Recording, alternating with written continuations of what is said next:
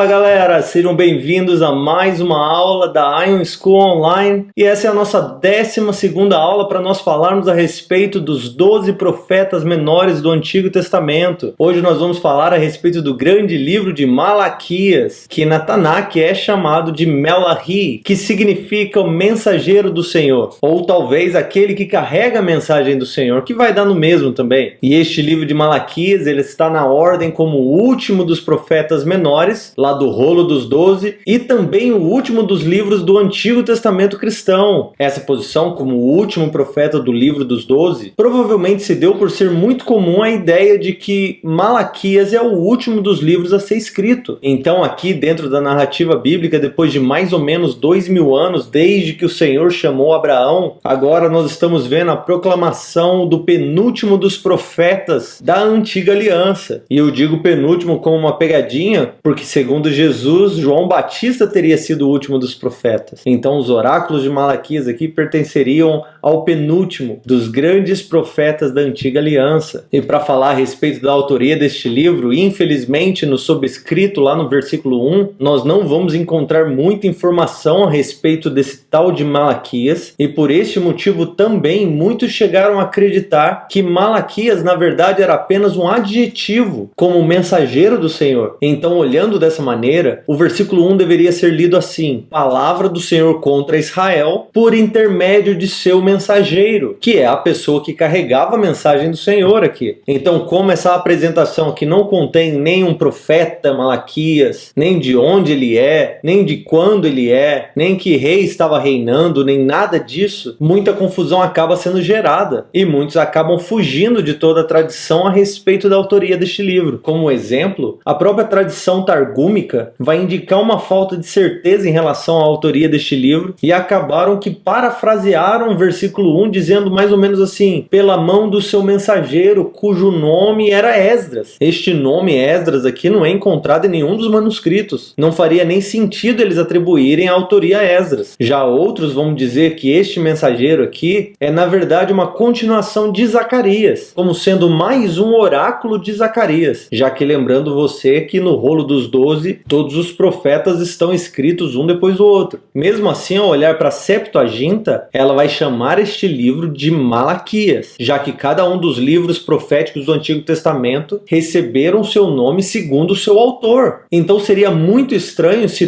todos os outros livros fossem chamados segundo o seu autor, mas este aqui de repente fosse desconhecido. Então, como todas as outras tradições seguem o mesmo padrão da Septuaginta, nós também iremos aceitar essa mesma tradição pela falta de qualquer evidência contrária de que Malaquias seria o autor deste livro. E para falar a respeito da datação, julgando pelas evidências internas do livro, nós acabamos chegando à conclusão de que o livro teria sido escrito em algum lugar na segunda metade do século V, mais provavelmente em 435 a.C.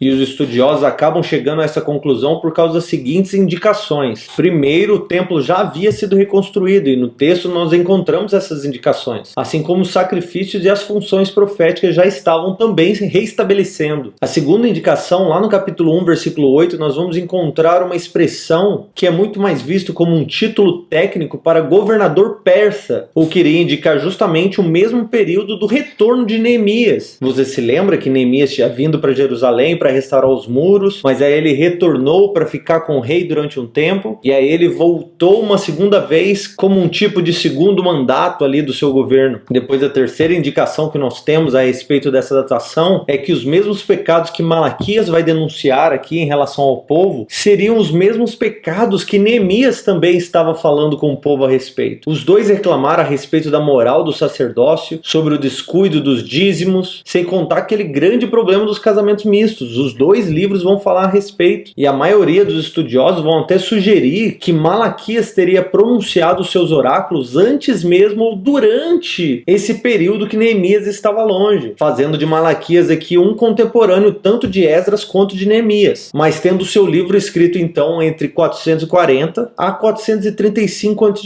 E o versículo-chave do livro de Malaquias que eu escolhi seria o capítulo 1, versículo 6, que é o próprio Senhor falando com o povo a respeito de honra, e ele vai dizer assim: o filho honra o seu pai, e o servo honra o seu senhor. Agora então, se eu sou pai, onde é que está minha honra? Se eu sou Senhor, onde é que está o temor de mim? Porque são vocês, sacerdotes, que desprezam o meu nome. E mesmo assim vocês têm a cara de pau de perguntar, mas como é que nós temos desprezado o seu nome? Esse versículo deveria ser muito pesado nos nossos corações ao ler Malaquias, porque infelizmente para a maioria de nós, quando se cita Malaquias dentro de uma igreja, provavelmente o pregador está falando a respeito de dízimos e ofertas, mas o livro de Malaquias tem muito mais que isso. E o diálogo entre o Senhor e o seu povo aqui nesse livro deveria também fazer parte do nosso questionamento a respeito do nosso próprio relacionamento com Deus, para que nós também não sejamos vistos como religiosos de corações vazios, servindo o Senhor somente do lado de fora, mas com os nossos corações totalmente separados daquilo que Ele está fazendo. E agora, resumindo o livro de Malaquias, e já explicando mais ou menos a estrutura do livro, o livro é dividido em 6 debates entre o Senhor e o seu povo. E esses debates estarão falando a respeito do caráter de Deus e a respeito da obediência do povo à aliança que o Senhor fez com seus pais. Então nós vamos ver que a partir do versículo 2 já, o Senhor irá contender com Israel, com essa série de debates,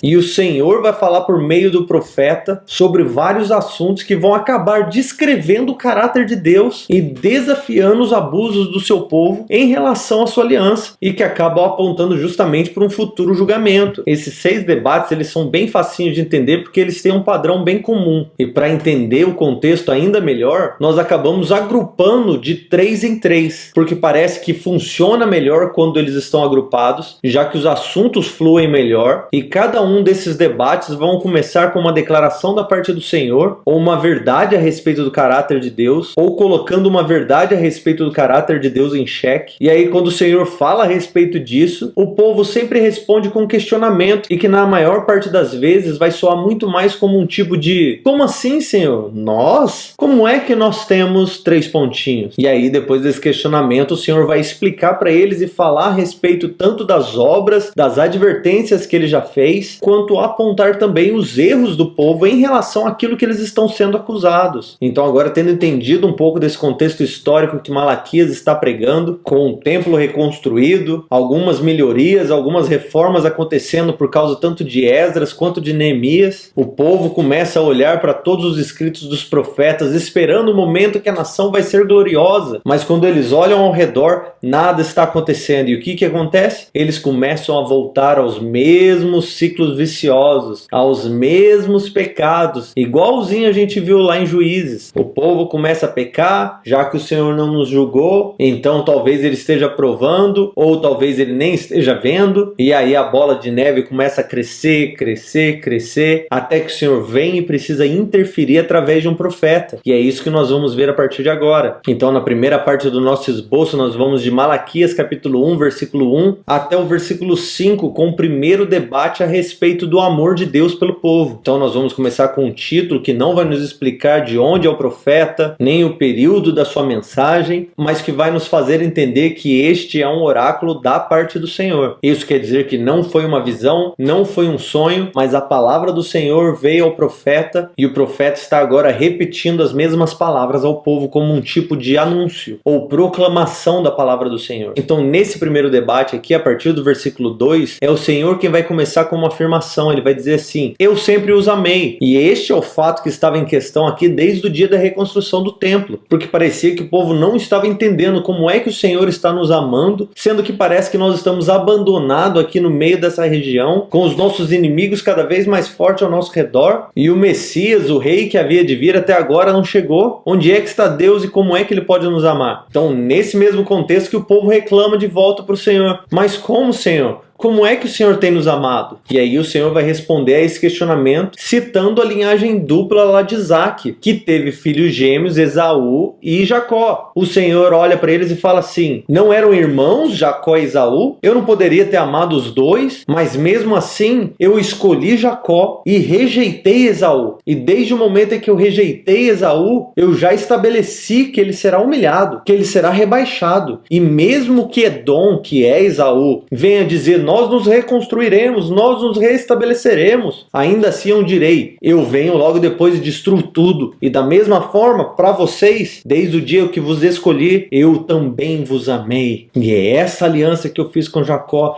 É essa aliança que vocês também fazem parte. Depois em Malaquias, do capítulo 1, versículo 6, até o capítulo 2, versículo 9, nós temos o segundo debate, que vai falar a respeito das ofertas inaceitáveis. E aí no versículo 6 nós vemos a próxima verdade declarada da parte do Senhor, de que Ele é o Senhor e de que Ele é o Pai de Israel. E se isso é verdade, onde está a honra? Onde está o respeito? Onde está o temor? E aí, diante dessa afirmação, o povo questiona: mas Senhor, como assim? Como é que nós temos desprezado o seu nome? E aí o Senhor responde no versículo 7: vocês desprezam o meu nome todas as vezes que vocês oferecem animais imundos no meu altar, animais com defeitos, ofertas impuras. E aí o povo questiona mais uma vez: como assim, Senhor? Como nós temos profanado o seu nome? E com outras palavras o Senhor explica para eles: quando vocês sabem da lei, quando vocês conhecem os preceitos, mas vocês não cumprem eles, vocês estão profanando o meu nome. Vocês só querem manter um status quo diante do povo, como sacerdócio, como povo da aliança, como aqueles que ofertam ao Senhor, mas vocês nem se importam do que é que está sendo ofertado ao Senhor. Agora deixa eu dizer uma coisa. No versículo 8 ele diz assim: vai, pega essas ofertas e oferece ao seu governador, vê se ele vai gostar, vê se ele vai aceitar o que vocês estão ofertando. E no versículo 10 ele diz uma coisa pesada para o povo, pesadíssima. Ele diz assim: ah, se houvesse entre vós alguém que fechasse as portas, porque assim vocês não acenderiam em vão o fogo do meu altar, porque a verdade é que eu não tenho prazer em vós, e eu nem vou aceitar a vossa oferta, diz o Senhor dos Exércitos. Parem de ofertar, para tudo, vocês estão passando vergonha. É melhor vocês não ofertarem nada do que ofertar da maneira que vocês estão ofertando. Eu tô aqui em cima olhando para vocês pensando assim: o que é isso que esse povo tá fazendo? Será que eles acham que eu me agrado numa coisa dessa? Para de ser lambisgoia, para com suas ofertas. Vocês são o povo da aliança, mas vocês estão fazendo isso. Mas, aí no versículo 11 ele proclama: mas o meu nome é grande entre as nações, do oriente ao ocidente, em todos os lugares se oferecem incenso ao meu nome, porque o meu nome é grande entre as nações. Vocês deveriam ser quem está ensinando as nações a ofertarem, mas eu tenho recebido honra nas outras nações ao invés de vocês. Aí ele vai no capítulo 2 agora se virar diretamente para os sacerdotes, e ele diz para os sacerdotes basicamente que os sacerdotes precisam tomar cuidado, porque o Senhor vai enviar todas as maldições da lei que eles deveriam estar cumprindo, o Senhor vai enviar contra eles. E aí no versículo 3 ele diz assim para os sacerdotes: se vocês não se arrependerem, eu irei destruir as suas descendências. E não só isso, eu vou pegar o esterco das ofertas que vocês ofereceram e eu vou esfregar na sua cara. E quando isso acontecer, vocês vão se lembrar de que eu dei essa advertência a vocês. E eu vou fazer isso para que a minha aliança com Levi continue. Quer dizer, eu vou humilhar vocês, levitas, que não estão guardando a minha aliança, que não estão cumprindo os seus deveres, para que a minha aliança continue fielmente a Levi, como eu havia declarado. Tapa na cara do sacerdócio. Depois, avançando, Malaquias 2, versículo 10 até o versículo 16, nós vemos o terceiro debate, que vai falar sobre casamento e divórcio. Como eu disse, o livro de Malaquias é muito mais do que dízimo e ofertas. E aqui nesse debate nos parece que Malaquias está falando no nome do Senhor. E esse debate vai completar o primeiro grupo de debates, ou a primeira sessão de debates. No versículo 10, então, a verdade a ser debatida é de que o Senhor é Pai. Deus é Pai de Israel. Foi Ele quem criou todos nós. Então, se Ele é Pai e Criador dos nossos pais, por que é que nós estamos quebrando a aliança que os nossos pais fizeram com Deus? E aí o povo questiona: mas como assim? Como é que nós quebramos a aliança? Como é que nós fizemos isso? E o profeta responde para eles: vocês quebram a aliança com o Senhor quando vocês abandonam suas esposas, com quem vocês se uniram debaixo da bênção e da aliança de Deus, para vocês se unirem com as mulheres dos ídolos, com as mulheres dos deuses da terra. Aí no versículo 15 ele vai continuar assim: não foi o Senhor que fez deles um só? E eles pertencem ao Senhor espírito e corpo. E por que um só? Porque o Senhor queria uma descendência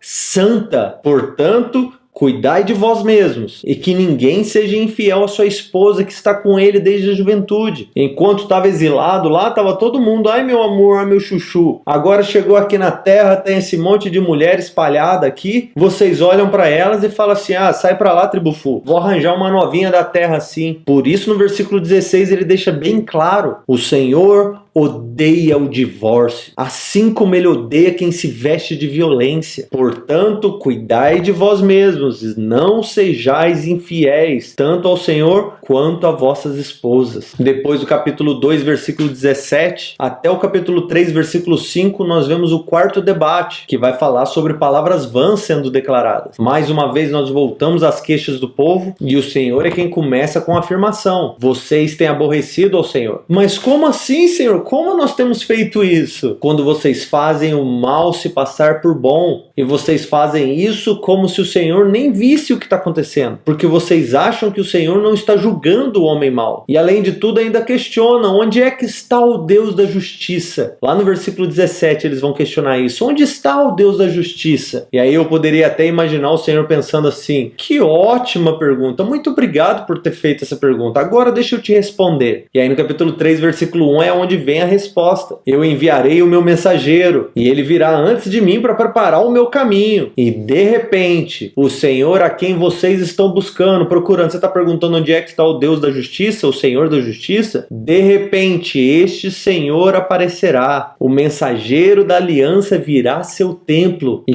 com certeza ele virá. Agora a pergunta é: quem suportará o dia da sua aparição? Quem permanecerá de pé no dia que ele aparecer? Porque ele será como fogo do ourives, como sabão do lavandeiro. Ele virá para purificar o povo. Vocês mesmos estão procurando alguém que vocês não têm ideia. Vocês não vão aguentar quando vocês encontrarem, porque ele se assentará como refinador de ouro e de prata. Só depois que ele purificar vocês, então a oferta de Judá e de Israel e de Jerusalém será agradável ao Senhor, porque primeiro eu vou julgar as intenções de cada um de vocês. E aí no versículo 6 ele diz: porque eu, o Senhor, não mudo, e é por isso que vocês, filhos de Jacó, não são destruídos. Imagina o Senhor dizendo isso: porque se eu mudasse de alguma maneira, vocês estariam lascados. Levanta a mão para o céu e agradece que Deus não muda. Depois disso, Malaquias capítulo 3, versículo 6 até o versículo 12 é onde nós vemos o quinto debate, dessa vez para falar a respeito de roubar a Deus. E é nesse contexto que nós vamos ouvir a respeito dos dízimos e das ofertas, neste debate entre o Senhor e seu povo. O dízimo e a oferta não eram a única questão em jogo em Malaquias, mas faziam parte de um pacote muito maior que nós precisamos entender. E o Senhor começa essa sessão colocando na mão do povo a responsabilidade de cumprir os mandamentos que eles já sabiam que deveriam cumprir. E aí o Senhor conclama a eles: voltem a mim. Quando isso acontecer, eu me voltarei a vós. Aí o povo questiona: mas como assim, Senhor? Como nós devemos voltar? Ou talvez a pergunta deveria ser: como assim, Senhor? Quem disse que nós estamos desviados? Por acaso nós estamos te roubando ou te faltando em alguma coisa para o Senhor dizer que nós precisamos voltar? E aí o Senhor responde para eles: mas é claro que sim. Como, Senhor? Como? E aí o Senhor responde: vocês estão me roubando nos dízimos e nas ofertas. Porque para começar, vocês sabem que vocês deveriam cumprir a sua responsabilidade de prover para os levitas, para os sacerdotes, para os líderes religiosos da comunidade, porque é de responsabilidade do povo que eles tenham o que comer, que eles tenham como vestir, como suprir para todas as necessidades da família deles, assim como as suas ofertas deveriam suprir para os pobres, para os necessitados, para as viúvas. E quando vocês não fazem isso por eles, pela casa do Senhor, vocês estão faltando comigo. Se arrependam, tragam tudo que é preciso. E quando vocês fizerem isso, então eu removo o peso da minha palavra sobre vocês. E aí eu vou abençoar a nação. E aí eu vou prosperar vocês. Quando vocês se voltarem a mim com justiça e de todo o coração. E quando isso acontecer, as outras nações irão reconhecer vocês e declarar: uau, olha como eles são bem-aventurados. Porque ao invés da minha mão estar contra vocês, a minha mão estará sobre vocês. E aí, seguindo diante do capítulo 3, versículo 13, ao capítulo 4, versículo 3, é onde nós vemos o último debate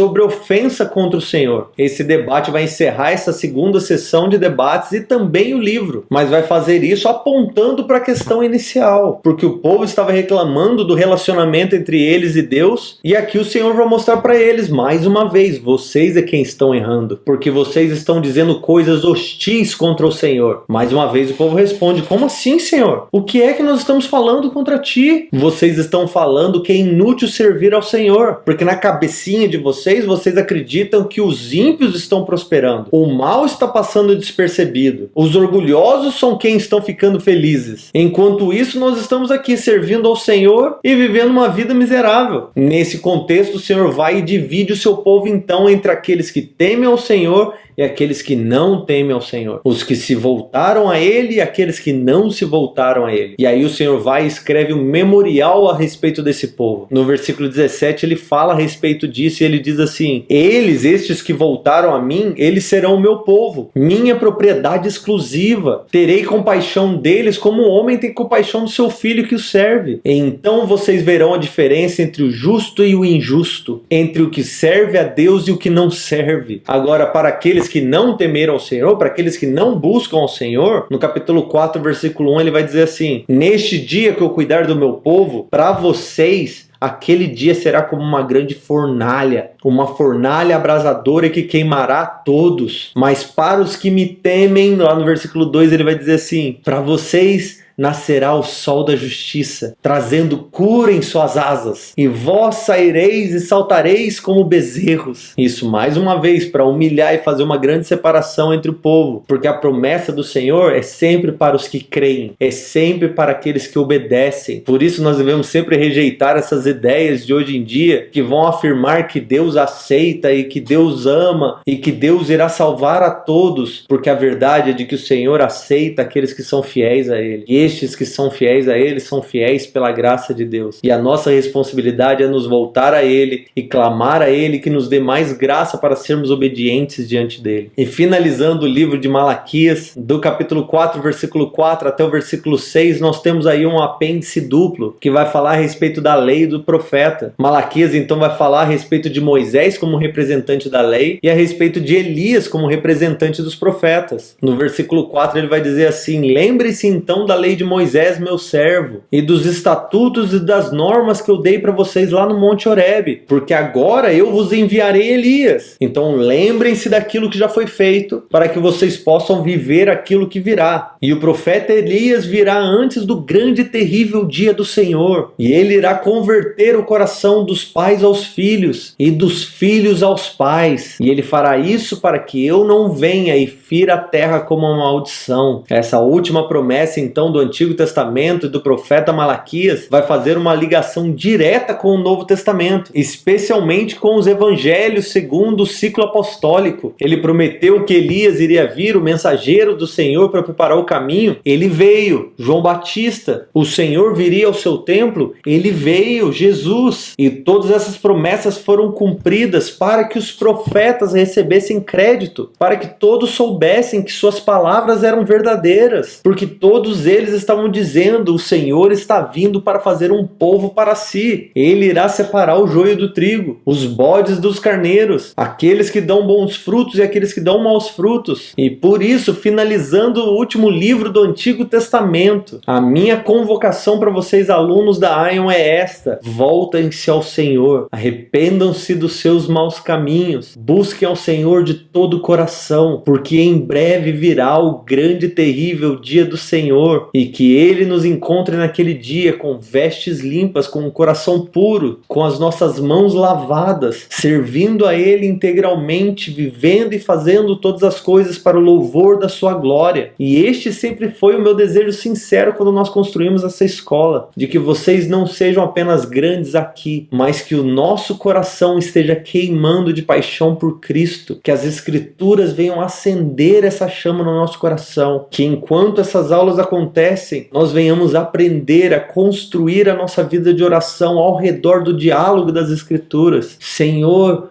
Tu prometestes que Tu enviarias Elias, Tu prometestes que o Senhor enviaria purificação, que o Senhor ajuntaria um povo para si. Nós estamos aguardando esse dia. Maranata, Senhor. Enche o nosso coração de fidelidade. Purifica a nossa mente, o nosso coração, os nossos lábios. Que nós sejamos um povo íntegro, totalmente pertencente a Ti. Remove todos os ídolos do nosso coração. Remove toda a maldade da nossa mente. Que todo desejo, todo sonho, todo pensamento, tudo aquilo que faz separação entre nós e o Senhor seja removido para que nós vivamos completamente para o louvor da sua glória. É o que eu oro hoje por todos os alunos da Ion, sabendo que é o Senhor que está nos atraindo a Ele. E é assim que a nossa última aula do Antigo Testamento vai finalizar. E nós nos veremos na próxima aula, se Deus quiser. Deus os abençoe.